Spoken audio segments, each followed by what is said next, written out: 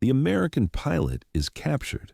The message crackled across enemy communications networks with triumphant celebration as hostile forces in an undisclosed Eastern European territory announced they'd shot down a U.S. Air Force F-16 and captured its pilot during a reconnaissance mission. At 29 years old, Captain Leila Turner, with dark curly hair usually hidden beneath her flight helmet, sharp hazel eyes that could track multiple threats simultaneously, and hands that could fly combat aircraft through conditions that grounded other pilots, had ejected from her damaged fighter after surface-to-air missile impact over hostile territory.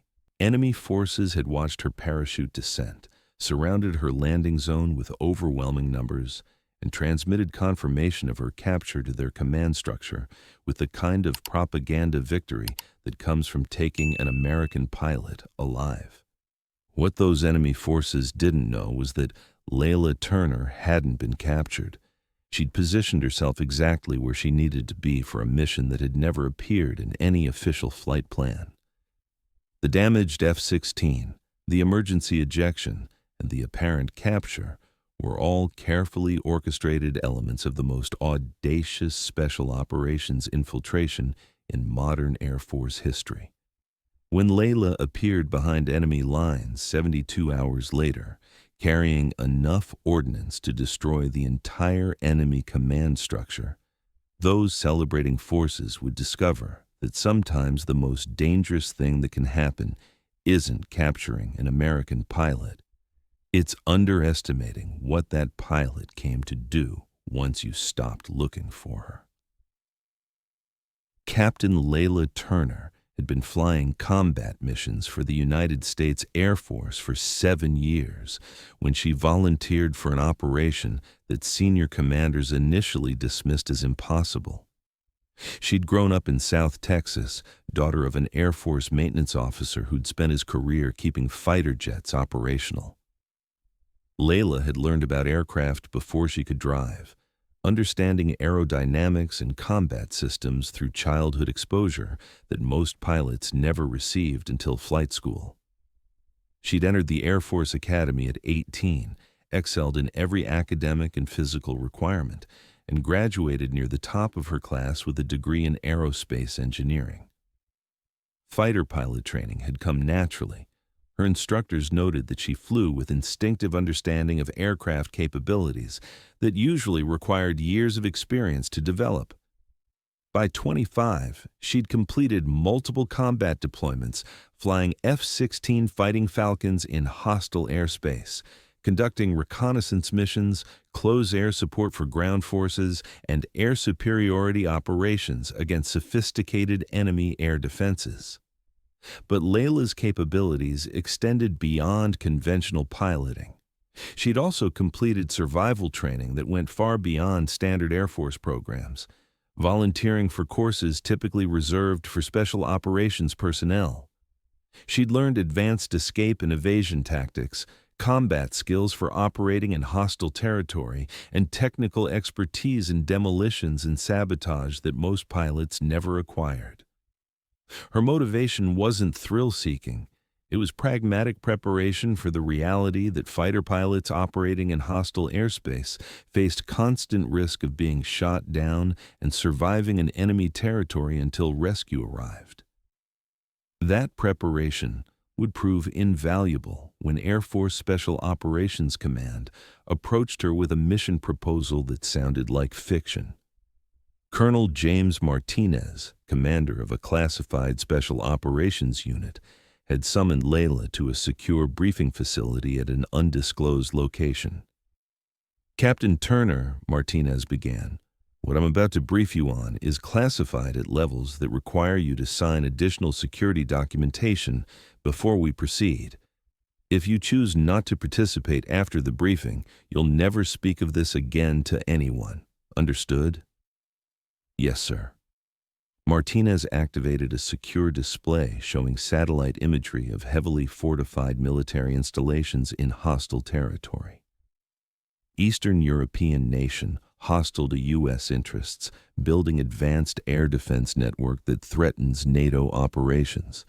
Intelligence indicates they're also developing cyber warfare capabilities that could compromise our entire regional military communications infrastructure. He paused, studying Leila's reaction. The facilities developing these capabilities are too heavily defended for conventional airstrikes. They detect incoming aircraft and either shoot them down or evacuate before weapons impact. Ground infiltration is impossible. The terrain and security make it impenetrable to special operations teams. Leila studied the imagery, already anticipating where this briefing was heading.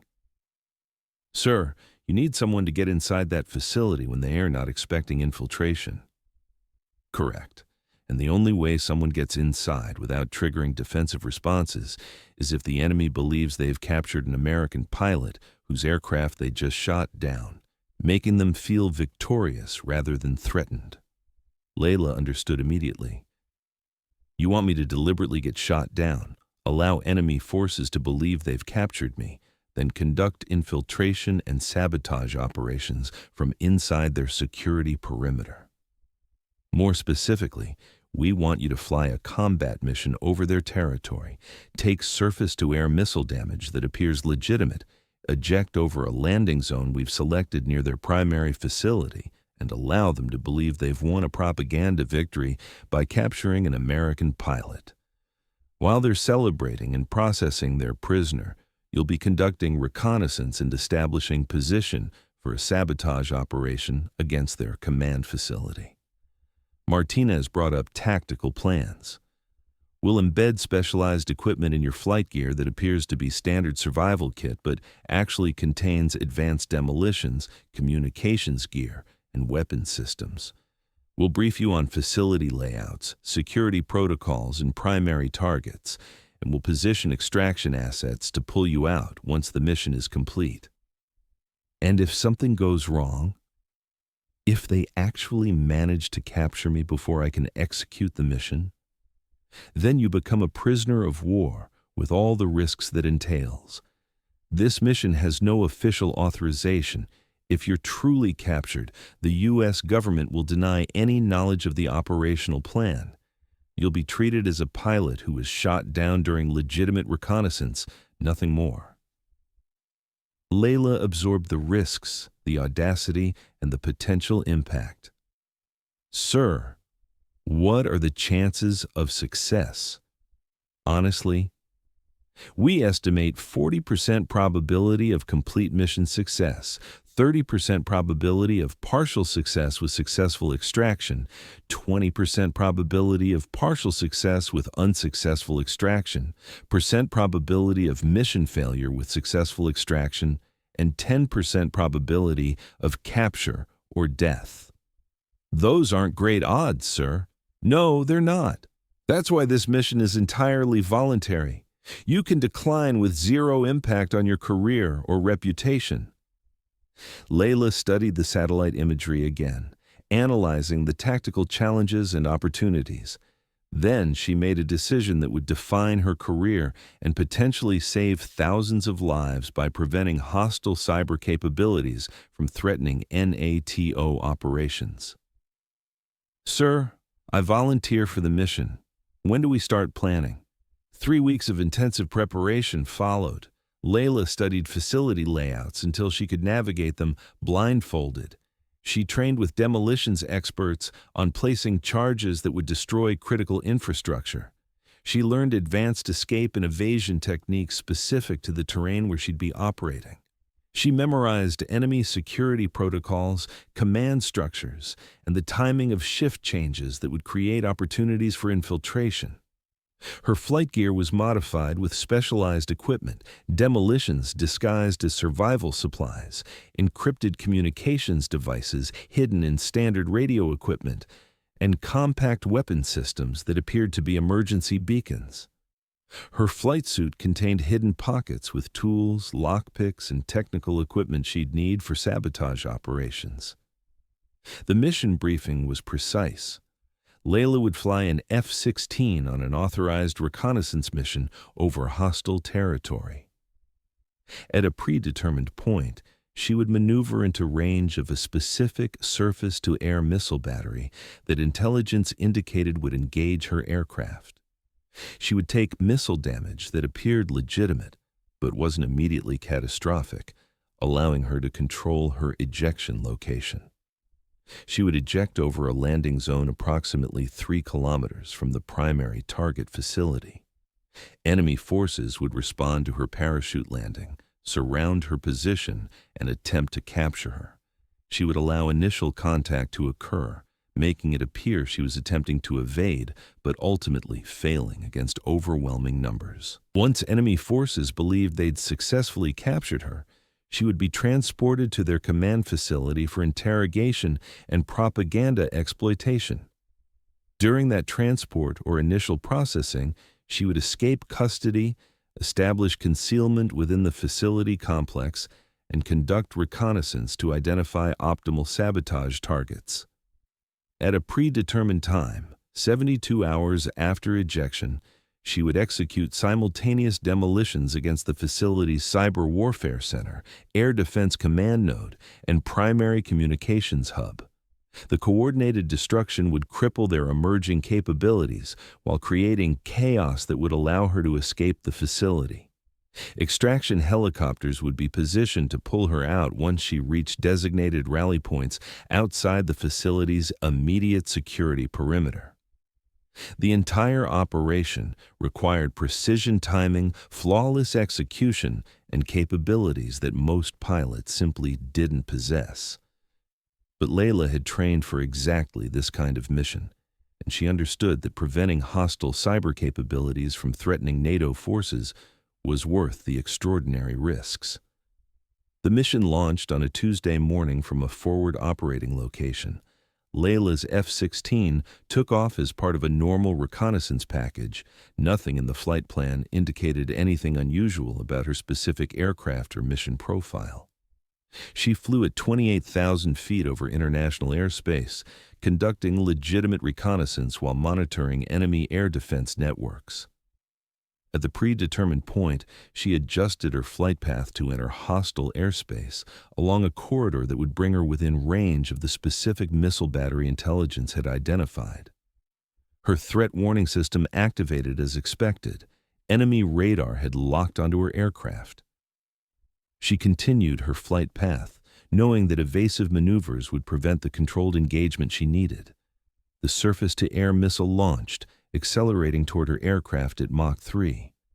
Leila waited until the last possible moment, allowing the missile to approach close enough that damage would appear legitimate, but maintaining enough control to execute her ejection plan.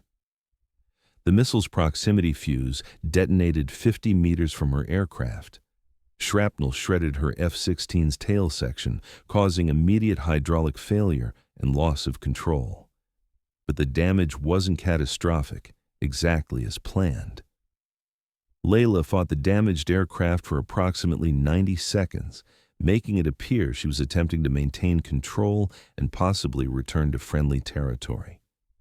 Enemy communications would be monitoring her emergency transmissions, hearing her report the damage and her deteriorating situation. When she reached the predetermined point, directly over her planned landing zone, she initiated ejection. The rocket motor fired, launching her clear of the disintegrating F-16. Her parachute deployed automatically, and she began her descent toward hostile territory while enemy forces watched and celebrated their successful engagement.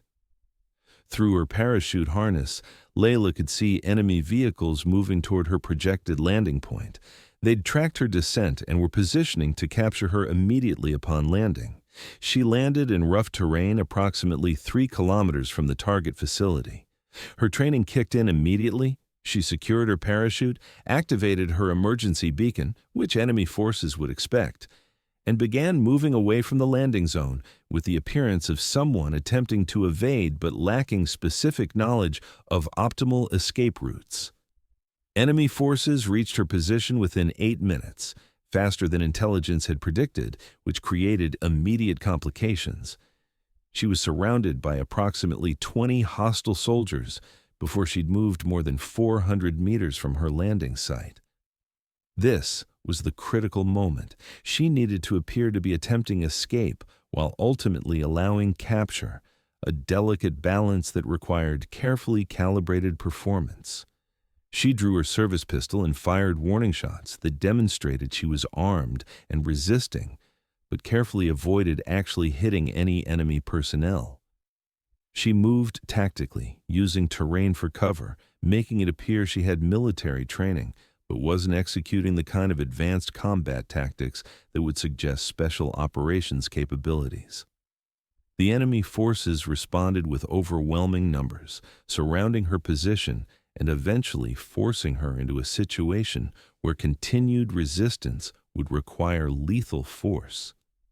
She couldn't justify using against personnel. She needed to believe she was simply a downed pilot attempting to evade capture. She allowed them to close the distance, appearing exhausted from her escape attempt, and raised her hands in surrender when continued resistance would have meant escalating to deadly force. The enemy soldiers approached cautiously, secured her weapons, and zip-tied her hands behind her back. They searched her gear, finding standard pilot survival equipment and nothing that would suggest she was anything other than what she appeared to be. Their radio communications, which Leila understood through her foreign language training, were triumphant. American pilot captured. Female. Captain rank. No injuries. Transporting to facility for processing. They loaded her into a military truck and began the drive toward the command facility, exactly where Leila needed to be. During the 30-minute transport, she assessed her captors and their security protocols. The guards were professional, but increasingly relaxed. They believed their difficult work was done, that they'd successfully captured a valuable prisoner who was now secured and posed no further threat. That assumption would prove fatal. They arrived at the command facility, a sprawling complex of modern buildings surrounded by sophisticated security barriers, electronic surveillance, and military checkpoints. Leila was taken to a processing area where intelligence officers would begin exploitation of their captured American pilot. This was where her mission truly began. The interrogation room was exactly as intelligence briefings had described: concrete walls, metal table, basic chairs, and monitoring equipment. 2 intelligence officers entered, confident in their advantage over a captured pilot who'd just experienced the trauma of being shot down and captured. What they didn't know was that Leila had been trained by some of the world's best interrogation resistance instructors, that she'd studied enemy interrogation techniques specifically for this mission, and that she needed to maintain her cover for approximately 6 hours while establishing the opportunity to escape custody. The interrogation followed predictable patterns: identity confirmation, mission details, aircraft capabilities, and attempts to exploit the psychological stress of capture. Leila provided information consistent with someone who'd been shot down during legitimate reconnaissance, nothing classified beyond what her captors could have inferred from public sources, but enough cooperation to make them believe they were successfully exploiting their prisoner. After 3 hours, they took a break, moving her to a holding cell while they analyzed her responses and prepared follow-up questions. The holding cell was in a lower security area of the facility, secured with electronic locks and periodic guard patrols, but not the intensive surveillance of the interrogation rooms. This was the opportunity Leila had been waiting for. She'd spent the 3-hour interrogation subtly working her zip-tie restraints, using techniques that gradually loosened them without visible effort that would alert her interrogators. When the guards placed her in the holding cell and closed the electronic lock, she was already preparing to escape. Using tools hidden in her flight suit that had survived the cursory search, her captors had been looking for weapons and communications equipment, not lockpicks disguised as uniform buttons. She defeated the electronic lock within 20 minutes. She exited the holding cell into a maintenance corridor that intelligence briefings had identified as rarely patrolled. Moving with the tactical silence that came from extensive training, she navigated through the facility using layouts she'd memorized during mission preparation. Her objectives were clear: reach the facility's cyber warfare center, air defense command node, and communications hub. Plant precisely calibrated demolitions that would destroy critical equipment while avoiding casualties that would create propaganda opportunities. execute the demolition simultaneously to maximize impact and create confusion that would facilitate her escape. She had 68 hours remaining until the planned execution window, time she would use to conduct reconnaissance, confirm target locations, and establish concealment positions within the sprawling facility complex. What followed was 72 hours of the most intense covert operations Leila had ever experienced. Moving through a hostile facility surrounded by hundreds of enemy personnel, using maintenance spaces and utility corridors to remain undetected, accessing secure areas using stolen credentials and technical expertise, and gradually positioning demolition charges that would cripple the facility's emerging capabilities. She lived on minimal water and energy bars hidden in her survival gear. She catnapped in concealed maintenance spaces between reconnaissance operations. She monitored enemy communications using her hidden radio equipment, tracking security patrols and identifying patrol patterns that created windows for movement. On the second night, she accessed the Cyber Warfare Center, a modern facility filled with advanced computing equipment, developing capabilities to disrupt NATO communications. She placed shaped charges that would destroy servers and equipment while avoiding structural damage that could harm personnel working in adjacent areas. On the third morning, she infiltrated the Air Defense Command Node, the facility coordinating the sophisticated missile batteries that threatened coalition aircraft. She planted demolitions against critical radar systems and communications equipment that would blind the entire regional air defense network. That afternoon, she completed her final objective, the primary communications hub linking the facility to broader enemy command structures. Destroying this node would isolate the facility, prevent them from reporting the attack, and buy critical time for extraction.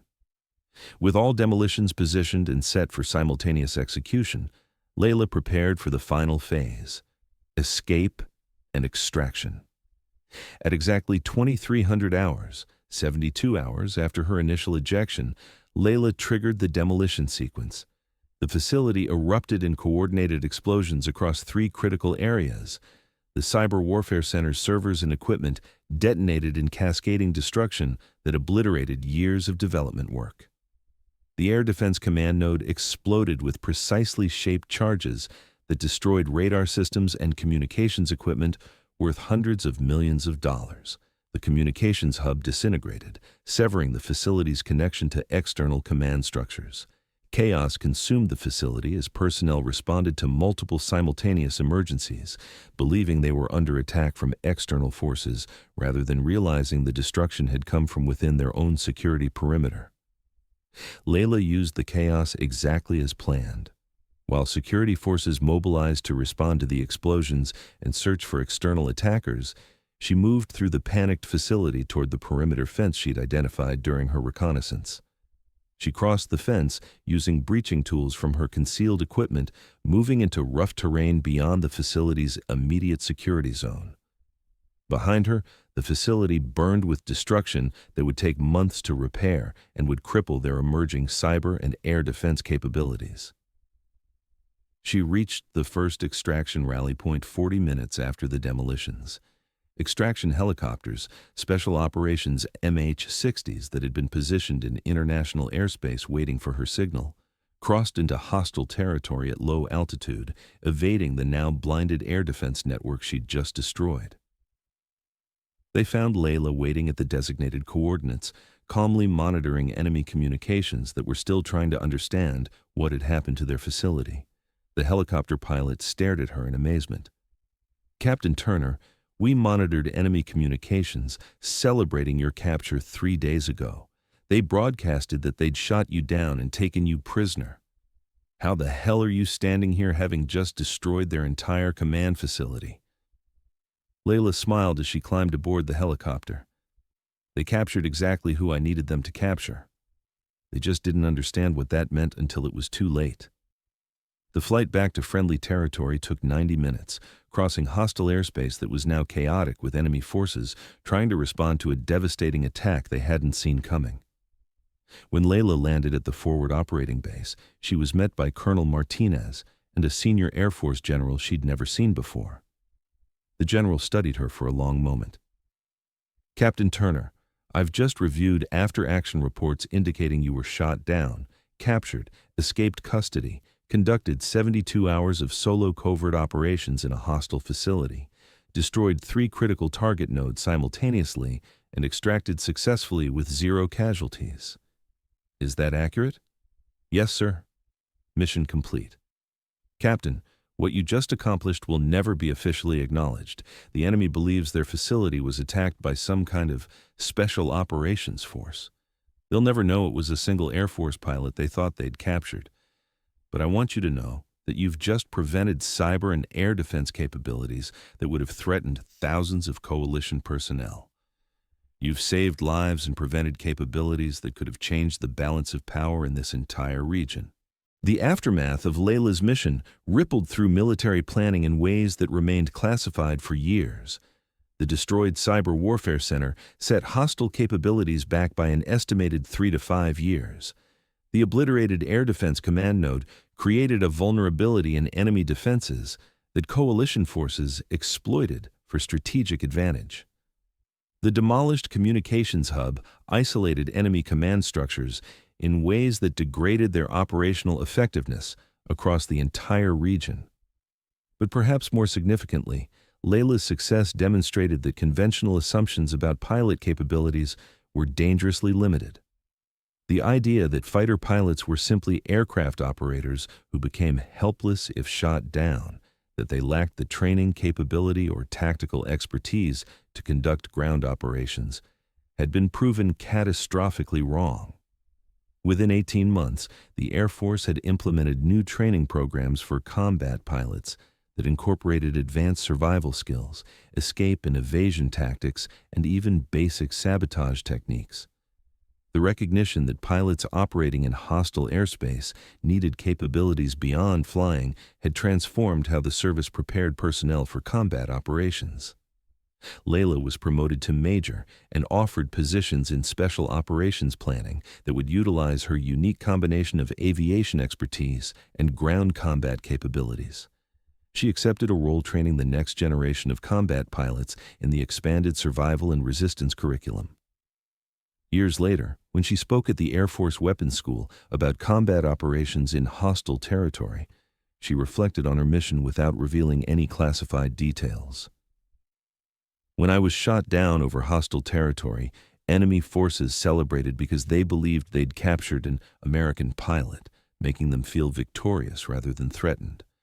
What they didn't understand was that being underestimated, being dismissed as just a pilot who'd been defeated, gave me tactical advantages they never anticipated.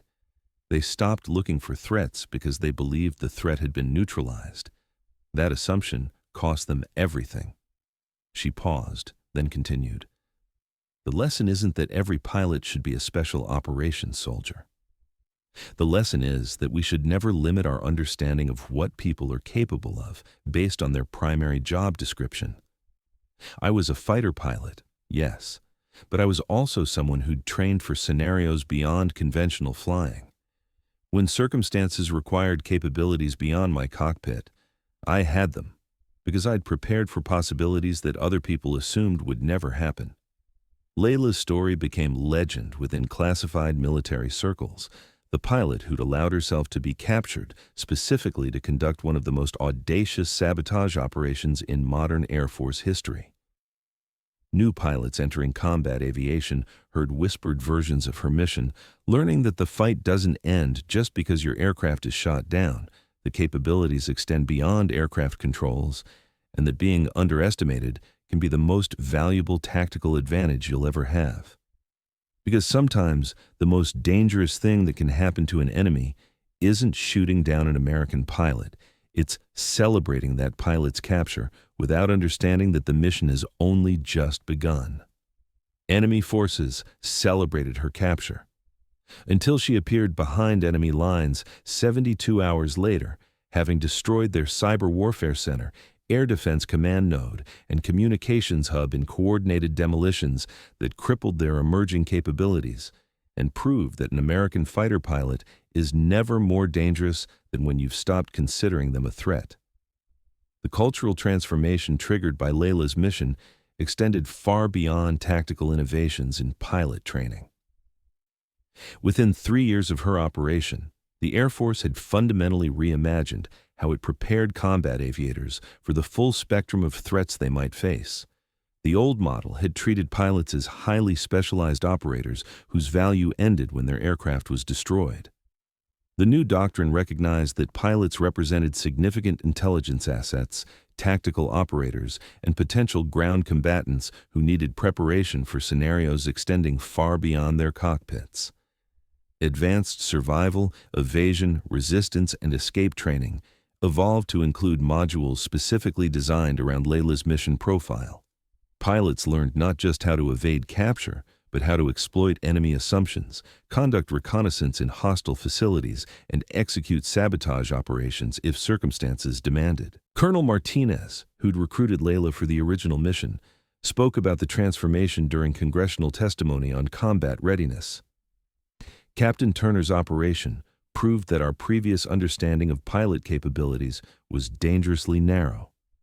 We'd trained them to fly exceptional aircraft and then assumed their contribution ended if those aircraft were destroyed.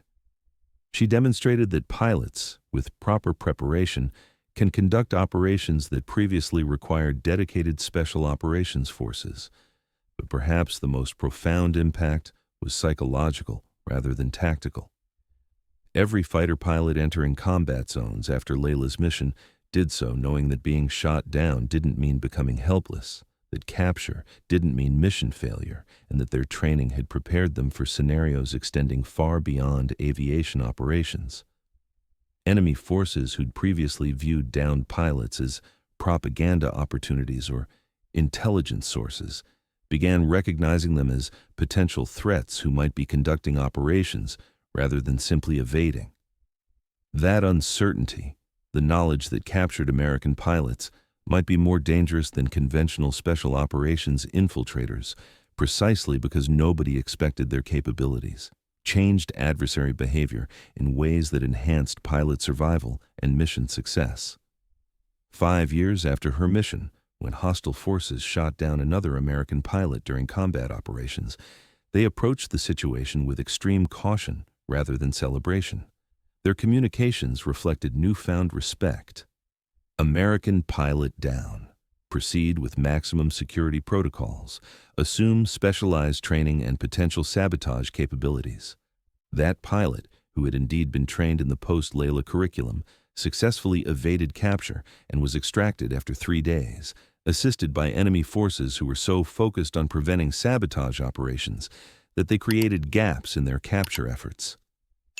Leila Turner had not only completed an impossible mission, she'd changed how enemies viewed downed American pilots, how the Air Force prepared combat aviators, and how military planners understood the full spectrum of capabilities that skilled personnel could provide when circumstances demanded excellence beyond their primary specialization. Because sometimes the most valuable contribution isn't the mission you complete. It's how that mission transforms everyone who comes after you, creating capabilities and opportunities that continue saving lives long after your own operation ends. Thanks for watching. If you like this video, you can subscribe to see more incredible stories like this one.